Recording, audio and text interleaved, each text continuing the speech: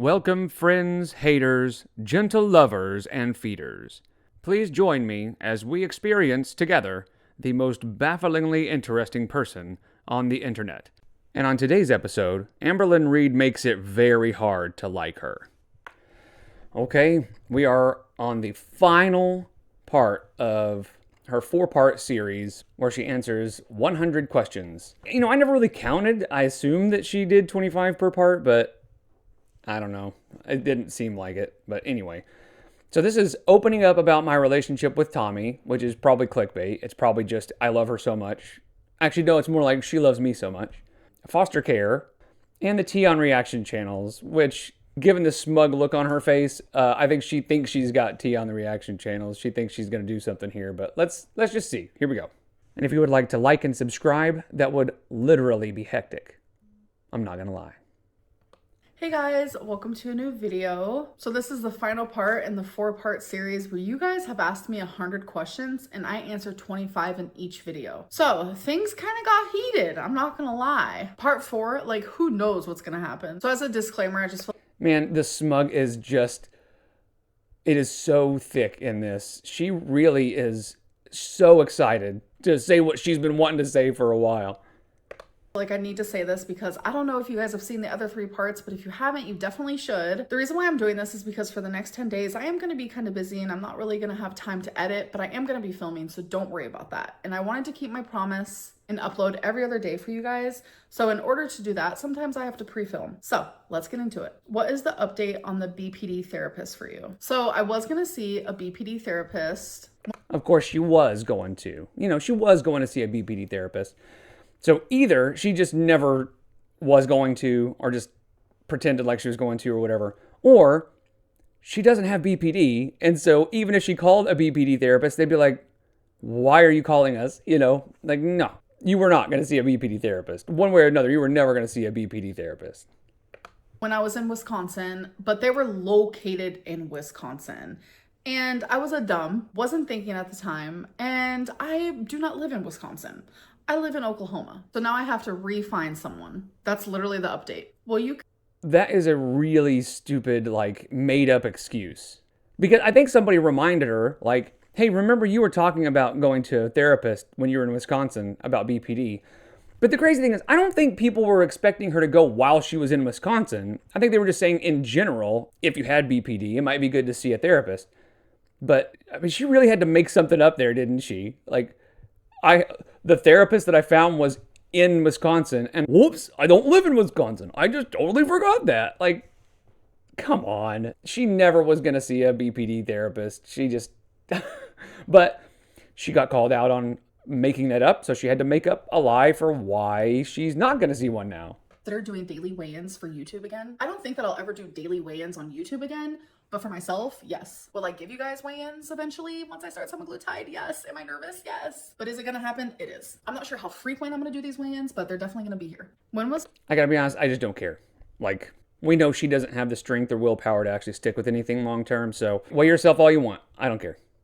The last time you spoke to your brothers or dad? So I don't speak to my dad by choice. I love him dearly and that comes unconditional, but I do get updates on him because I do worry about him. But the last time I talked to him was probably like a year and a half ago. One of my brothers I messaged just like a week ago and the other one was probably like 2 weeks ago.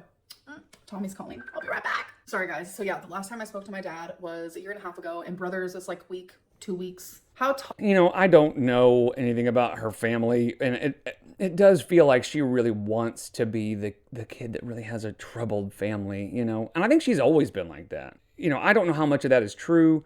Apparently it is true that she was in foster care, but I'm not sure, she exaggerates things so much. I'm not sure what actually happened with her dad or her family in general. She seems to, I think she lays it on a little thick because I think she really wants to be one of those people that just had such a troubled childhood. I doubt it was as bad as she makes it sound. How tall are you? So I'm 5'3", and every single time I meet a subscriber, okay, I'm not gonna say every single time. See, me and Absolutes, we just are best friends or something. All those subscribers that she sees walking around wherever she walks around, and they're all telling her she's beautiful at the doctor's office. Oh, and the doctors themselves, the doctors and the celebrities and everybody's telling her she's beautiful whenever she sees those people. A lot of the time when I meet subscribers, people are like, oh my God, like you are so much shorter than I thought you were. For some reason, a lot of people online think I'm like 5'7", 5'8". No, I say I'm 5'3", but I'm like 5'2.5". What is something you want to do on your YouTube channel that you haven't done before? So I'm just going to say anything that requires any kind of work at all, she's just not going to do. So she can say whatever she wants here, right? She can say, I want to make documentaries or I want to anything. And it's just not going to happen because the only amount of work she's going to do is set up her phone and just do nothing. And here's the thing. Why not? It's worked for her all this time. Why would she do anything different? She has no incentive to do anything that takes any kind of effort or work, you know? So, I mean, hey, more power to her. Thought of this idea because of all the fan art that you guys have been sending me like the whole time I've been on YouTube, but then like me finally showing it to my audience was so fun that I thought of an idea. I kind of want to have like a little contest where people are competing. I'm the judge and there will be a cash prize. So I haven't really gone into like the logistics of it all. If she actually does this, I will eat my hat. Like there's just no way she's going to put in the effort to actually put together any kind of event.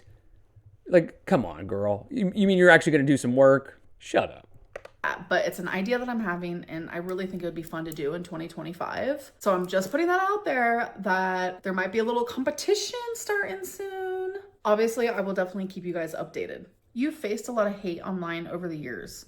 Do you ever feel like you deserved some of it, or is there a part of you that feels completely misunderstood? Ask her and her alone. Like there's nobody else that would ask that. How can I portray myself as a humble, amazing person? I'm going to ask myself, do you think you deserve all the hate? By asking herself that question, now she can pretend like she actually can point out some faults of hers. But no, watch, this will be interesting to see what she actually says she thinks are her faults. I do not think I have done anything that deserves downright hatred. Criticism, yes. Critique, yes. Opinions, yes. Go for it all day. But stalking, no. Harassment, no. Bullying, no. Okay, there is a lot to unpack with that. So the problem is she takes any form of criticism, the slightest amount of pushback, anything saying that what she's doing is bad or wrong, as hate. Period. She cannot handle criticism. She thinks of anything that doesn't just say, yay, good job, you're amazing, as hate. And then the stalking and harassment and all that stuff. Girl, people making videos about you is not stalking, right? What you did to Jordy by buying his information, like finding out where he lives, who knows what else you bought, what kind of information you got from that, and then going to his chat and just going off and just, bothering him until he blocks you, that is still not stalking or harassment. That's just online. That's just talking to people online. But you came way closer to stalking than anybody ever has to you, right? I would say the closest that anybody has ever come to stalking Amberlynn is when they took a picture of her at the laundromat. And that wasn't even stalking. So she immediately thinks if somebody talks about me, if somebody makes videos about me, that's stalking and harassment. No, that's not even close. You don't have to watch those videos. I know you feel like you do, but no, you're not being stalked. You're not being harassed. You're just being called out. Ever the victim. Hate? No. Do I feel misunderstood? Yes. All of the time. Because I will literally say something, do something that has one meaning and one explanation, but somehow once it's put on YouTube and everyone watches it and the reaction channels and everyone comments on it, and it becomes something completely different. Okay, and here's why. This is why she is misunderstood, is because she doesn't understand actual human emotion, right? She doesn't understand what makes people good people. So she has to pretend. Almost like an alien would pretend to be human, right? She has to pretend to have these thoughts and emotions that she thinks make her a good person. But then when she puts it online, people see right through it, first of all, but also it's just not right. It's not correct. And so she's like, what the heck? I said what I thought they wanted to hear, and they're all getting mad about it.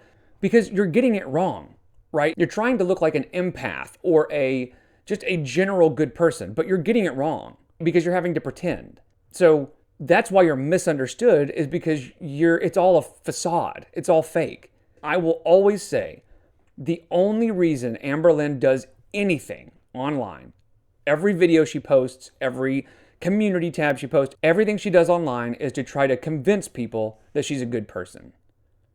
But the problem is she doesn't know how to be a good person, so she just pretends. I'm like, what just happened? That's like a big misunderstanding. So yes, I do feel misunderstood. And I know that's like a cliche thing that people say, but like I genuinely deep down don't feel like people understand me. What exactly is your foster care timeline? Because we are all so confused. So it does sound confusing.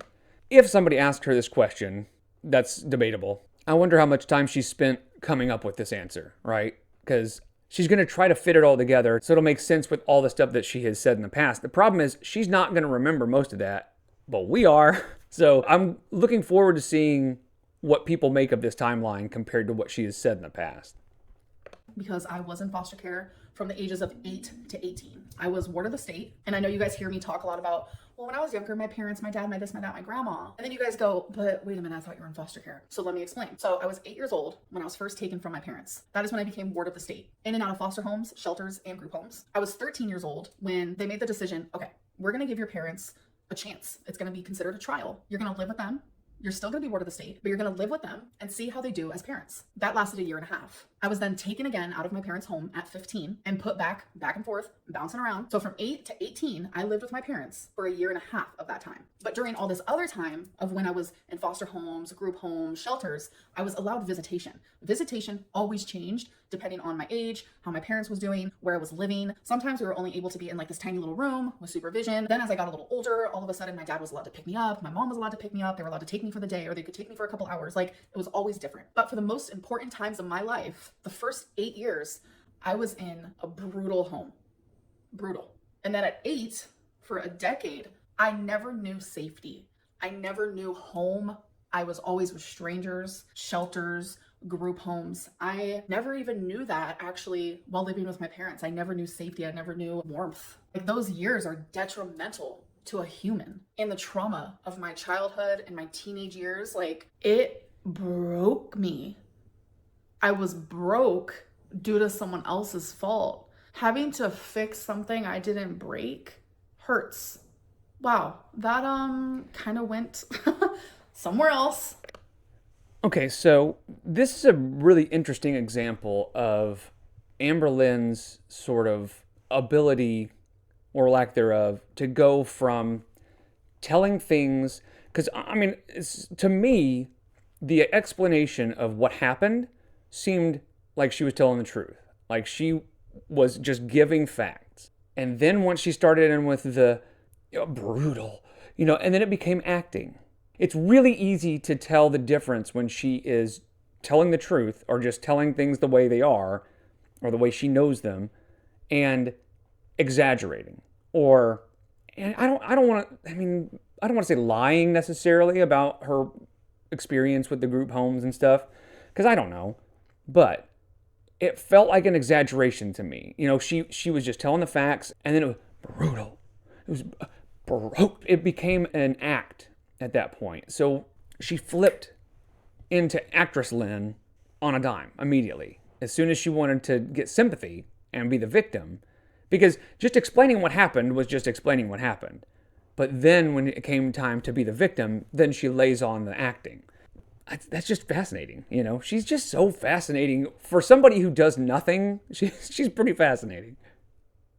It's hard for me to talk about my foster care experience because, like, it is so painful and real. Like, it's the realest thing that's, like, ever happened to me. But it's touchable to you guys. And the best way for me to explain that is... What? It's not touchable to me. I'm not touching it. I don't know what you're talking about.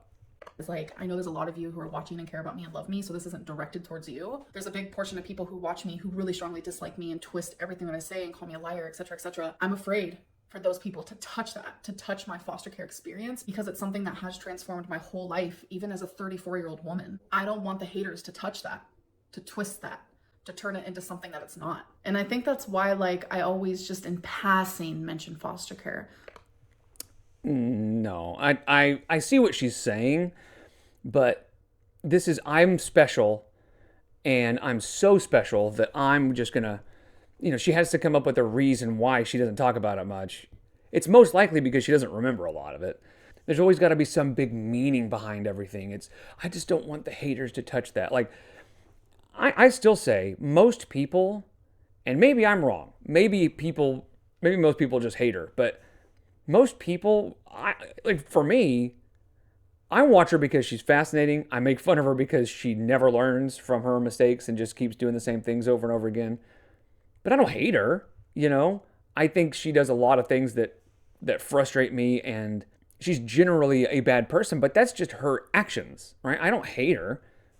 I would rather her grow up and do the right thing, but she's always got to be the one with the dramatic backstory that I can't allow the haters to touch that part of me. Like, girl, shut up. I've never, ever gone into detail of what my life was like truly as a child in foster care or out of foster care. Like, I have never gone into detail. I've done like in passing communications about it, but I'm going to be honest. I think knowing her, I think it's because there's not much to tell. And I think she's afraid that if she comes out and says these specific things happened to me, somebody from her past in those group homes or whatever is going to come out and go, no, that didn't. Nothing happened. That never happened. So she's vague about it. So, I mean, again, this is just going based on what she's done in the past. She's always trying to paint herself as much more of a martyr and a victim than she really is. So it just wouldn't surprise me if it turned out nothing really all that bad happened, but she just has to make it seem like it is because she's special. Nothing true and deep because I'm afraid. I am. Were you high filming the pizza and Doritos viral video? Yes, I had smoked a lot of Delta 8 before that clip. Is there anything that you're keeping from? Yeah, that's why it was so stupid. And I am genuinely afraid for the future of humanity, considering how much attention that got. And it wasn't just saying, wow, this is stupid. Like, we are not okay. If that's the humor that we're going to have going forward, we are not okay. From us? Of course, every single YouTuber is keeping something from you, I promise. What state did you grow up in? Well, yeah, I mean, I don't think that's a stupid question, first of all, but nobody knows everything about anybody ever, like YouTuber or not. Like, you're never going to actually know. What a dumb question. That's stupid. And because you remind me of the girls I met in California, especially in the way that you talk. Well, you hit the nail on the head because I actually grew up in California. And since that's the time where you're like growing and you're learning everything, I still have so much California in me. I left California when I was 18. And it's like since then, I have lived in so many different places. And I don't know about California, but my son's in the 4th grade and she has the vocabulary of most of them. I have learned and experienced different things and different accents and this and that because I'm very much the type of person, I sometimes like mimic accents. And I know a lot of people can do that, and it is very much a thing that people do even without even realizing it. But one accent has always stuck with me, and that's obviously where I was raised, California, because that's truly what's in my heart and I miss it there so much. Like, California is everything to me. Does the hate online towards Tommy reflect your relationship at all? It did in the beginning. And we almost like indefinitely broke up. Like, okay, first of all, she definitely asked. I mean, and I guess I just keep saying it, but she definitely asked herself that question. And what is up with Tommy? Like, why? Even Tommy, even Emily has come out and said, I don't know where she came up with that. She just started calling me Tommy. What a weird thing to do. Like, people know her name, and she knows they know her name, but yet she just refuses to call her anything but Tommy. It's childish. But yeah, no, she wanted to make sure to be able to say, look at how much of a victim we are. It was almost over for real. It was scary, it was sad, it was vicious. Like, I felt horrific, like genuinely, for her and for myself. Like she had never ever experienced something like that, and her mental health got so bad, it genuinely worried me. But we chose love and we chose happiness, and we do that every single day. They have no chemistry. And we've said this before, but she was miserable when she was in Wisconsin. You could just see it. And then she comes back to Oklahoma and she's fine, No, she was so unhappy being around Emily all the time. Girl, your relationship sucks. She doesn't like you. You're settling because you know it's difficult for you to find a girlfriend, and so you're just clinging on to the one that is showing you the most attention. And Emily love bombs because I think we know why, and she just can't pass it up, so she just has to pretend like everything's great. How many people want to tear us apart? What is something you're currently looking forward to? Tommy's actually coming to visit me, and I am so freaking excited. You have no idea. Are you going to get your pets? I'm sure you're excited, but I think Emily is excited for a different reason. Microchipped. Like I never in a million years thought something would happen to my babies like that. Like I genuinely didn't. Yeah, that's the whole point of microchipping. You don't expect your cats and dogs to get out, but the point is that you microchip them just in case. What a stupid I never expected them to get out. Yeah, duh. Nobody does. Feels like a freak accident, but I suck. Accidents happen, and I should have had the microchip sooner. But yes, I am. What kind of nutritionist are you seeing?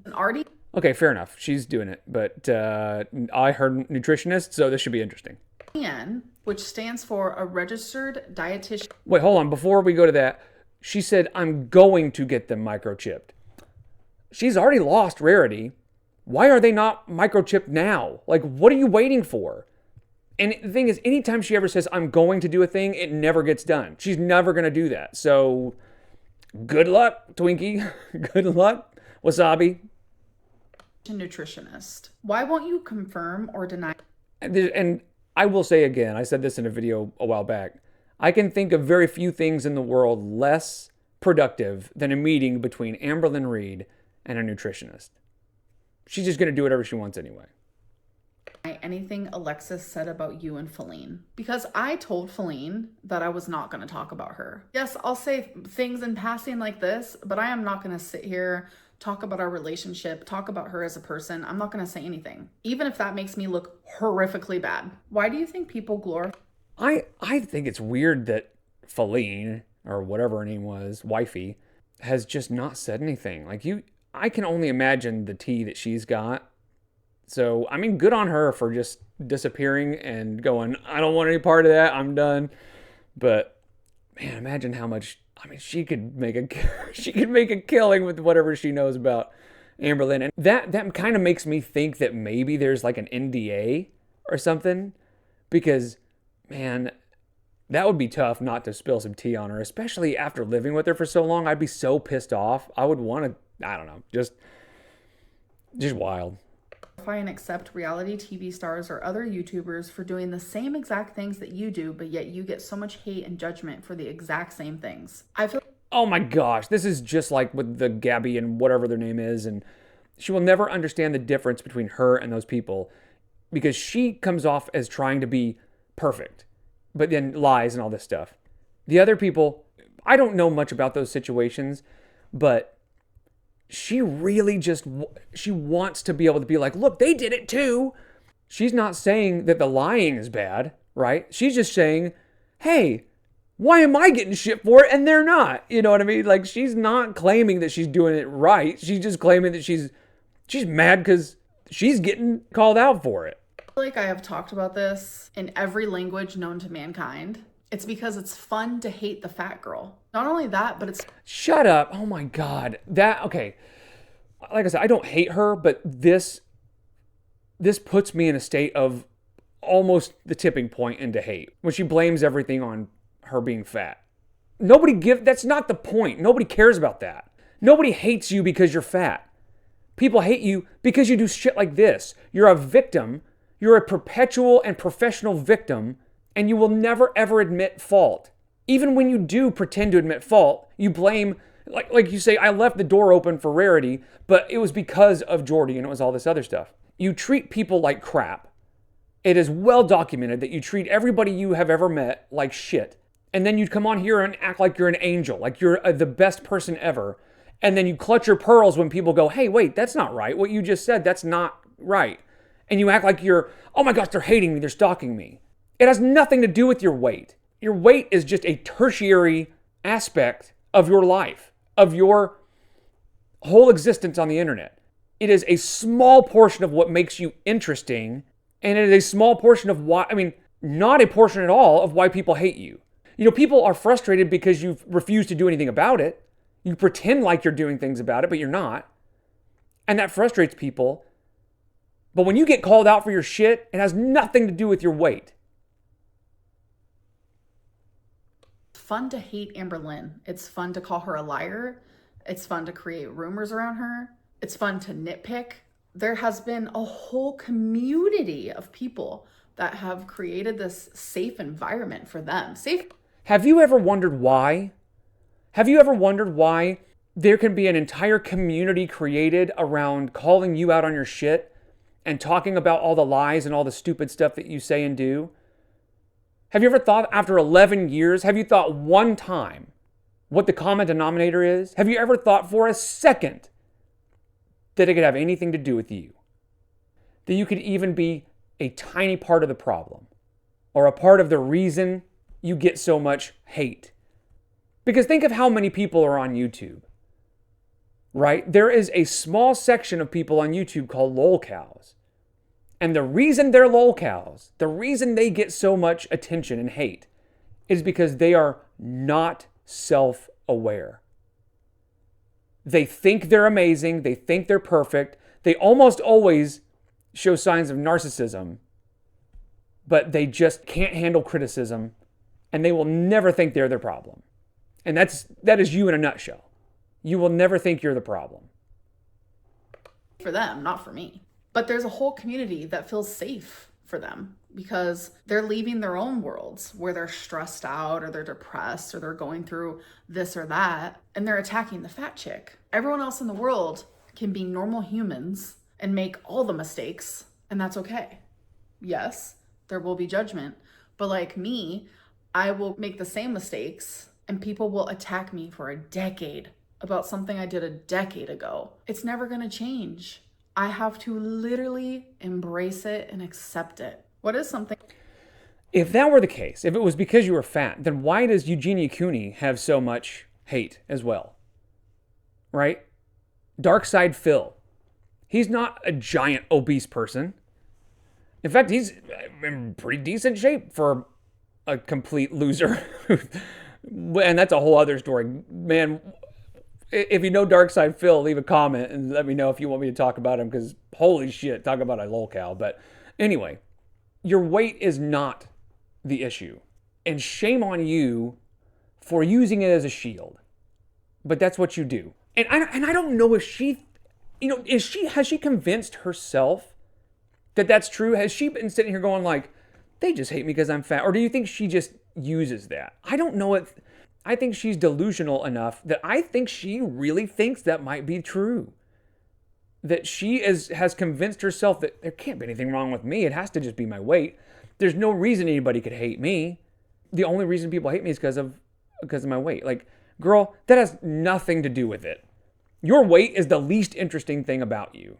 That you think isn't fair that the haters or reaction channels have done. So kind of like what I was talking about just now, they've created a whole community that thrives on talking badly about me. It's simply more than the typical like, oh, every YouTuber gets hate. It's way more than that. Have you had any BPD episodes in your current relationship with Tommy? I have. Yes. Do you bring... What she means is I have thrown a childish tantrum because like the Mountain Dew Code Red incident, because I'm a child.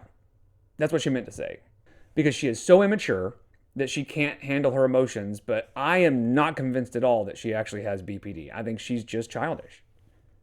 Food into the bedroom sexually? I don't. I think one time, like in a past relationship, I might have like licked whipped cream off of somebody. Are you? She said, might have. Like, shut the fuck up. Like, first of all, we know you do, especially with Tommy. Especially with Emily. We know you do. Second of all, you don't might have licked whipped cream off of somebody. You know if you did or not. The only time you would ever not know for sure if you've licked whipped cream off of somebody is if you were wasted. And even then, like, I would still have some memories. You know what I mean? Like, I might have. That's when you know she's lying about something doesn't add up there. Having any negative thoughts towards starting semaglutide again? I am, because I don't like medicine. You guys know that. Like, I'm scared to take a simple ibuprofen sometimes. Like, my negative thought. See, and nothing, literally nothing can just be simple with her, right? It's meat is weird. Medicine is weird. Everything creeps me out. No matter what she does, even the simplest things have to be some sort of event or some sort of, phobia or some sort of mental illness with her. Are very, what if something bad happens to my pancreas? Or what if I do get thyroid cancer? Or what if I get really, really bad side effects? What if it kills me? Like, I literally think the worst. I really do think that semaglutide is a great tool for me. So I shoved down those negative thoughts. And that's the very reason why that this is now the third time I've done it. And it's like, each time makes sense of why I stopped it. I never stopped it because I didn't enjoy it. Like, I genuinely loved being on semaglutide, where it's like, the food noise was gone. I didn't really feel that hungry. Like, that feeling is so nice. So semaglutide and that type of medicine is absolutely not the right choice for Amberlynn. It's just not. It is not made for people to lose 200 pounds. It's made to lose maybe 50, maybe 100, in pretty extreme circumstances. But the amount of weight that she's going to need to lose and keep off, she's going to have to take it forever, literally the rest of her life. And she's going to have to up the dose constantly for the rest of her life. In 5 years, she's going to be taking so much. It's dangerous. She needs a lifestyle change. There is something that she needs to do that's lifelong, but it's not taking medicine.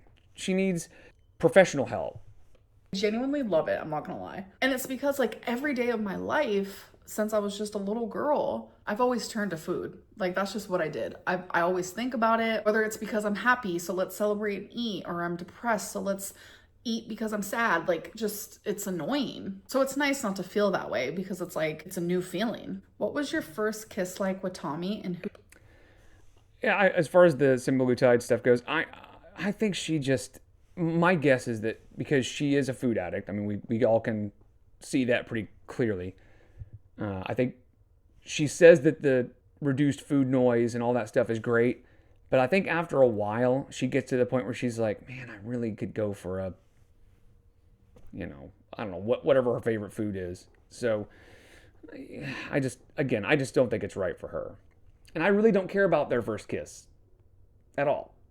Who kissed who first? So the first time I ever met Tommy in person, she rented a Jeep, which is my favorite car. So she surprised me, and I was waiting outside of my apartment for her. And for those who don't know, Amber has said her favorite car is a G-Wagon, right? And she thought that was a Jeep. And so she kind of got called out because she was like, look, she got a Jeep, that's my favorite car. When she has said all along her favorite car is a G-Wagon. So now she's changed it to where now Jeep is her favorite car. She rolled up in the Jeep. She got out of the Jeep, and there's tons of cars and people. Like, I live in a very populated place. So I was expecting, for us to just hug, but oh boy, did I want to kiss. But I am that girly pop. I don't really make the first move. I'm kind of like a shy little thing. And gross. No. Why? And I really want my partner to make the first move. So I was not expecting it. She hugged me and then just like instantly kissed me. And it was like fireworks. It was magic. It was fire and hot and like, I loved it. It was perfect. Did you have sex with Tommy the first day that you met her in person? Yes, I did. Yes, I did. Do you want to? I just don't even know why. Why does she do this? Like, I know she thinks it's funny and cute and stuff, but And here's the thing. It really has nothing to do with her weight. Like, this is just gross no matter, like, stop talking about it. Marry Tommy? Oh, I'm marrying Tommy. Do you truly believe Zachary Yeah, we'll see. We'll see how that goes. Michael needs you to maintain the amount of money he currently is making on YouTube? I love the way that this question is worded, because I don't think Zach needs me in the sense of like to keep his YouTube channel or to keep some views afloat, nothing like that. Like, he doesn't need me in that sense. Like, he could post anything and get some views. I do stand by that. But with the amount of money that he is currently making, he needs me. He needs my videos. Yes, without a doubt, 100%. I do believe that. And she has no idea how much she needs reaction channels to survive. If she didn't have Zachary Michael and Jordy and all those, she would just disappear. She is convinced that she could survive on YouTube without all the drama, without the reaction channels. But she just would not, period. She is too boring, too narcissistic, too frustrating and annoying to maintain a channel all by herself. The only reason she is still relevant, the one singular reason, is because of the drama, the reaction channels. That's it. So it's a symbiotic relationship, you know. Yes, they do need her, for sure. But she needs them just as much. She will never admit that. And she may be convinced that that's not true, but it is absolutely true. Like, it's just a really weird coincidence to me that, like, when I take weeks off, and I've done it a few times recently, let's hope that doesn't happen anytime soon, but it's just really weird to me that when I take weeks off, all of a sudden, Zachary Michael is going through mental health problems, and he can't post, and he doesn't know what to post, and he doesn't feel motivated. Oh, but the minute Amberlynn Reid posts, there's his reaction.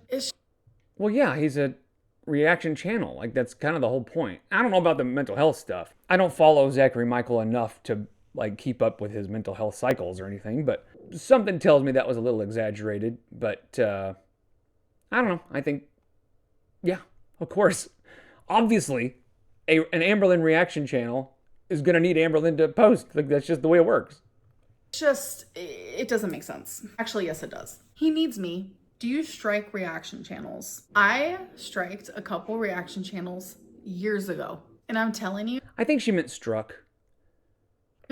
Do not let any reaction channel lie to you, because I stopped watching a certain reaction channel. I'm not even going to say their name because they don't even deserve for me to say it. But there's a certain reaction channel out there that is making their audience believe that I am striking their channel. And I'm going to tell you guys something. I'm going to give you a little tea. When your channel is striked, you know exactly who did it because it tells you who did it. So I think people need to start looking around. Well, and let's see who's the most trustworthy, right?